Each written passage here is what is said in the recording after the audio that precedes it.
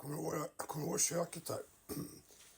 Det är ju stökigt va, men det är för att jag har så mycket prylar. Det går ganska snabbt att få ordning här inne. Det är ett jättefin lägenhet liksom. Det är bra golv och så här schackgolv. Här är den där cykeln jag pratade om.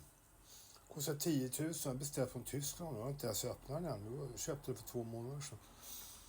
Det är så här man kan... Den är mycket bättre än de som man kan hyra.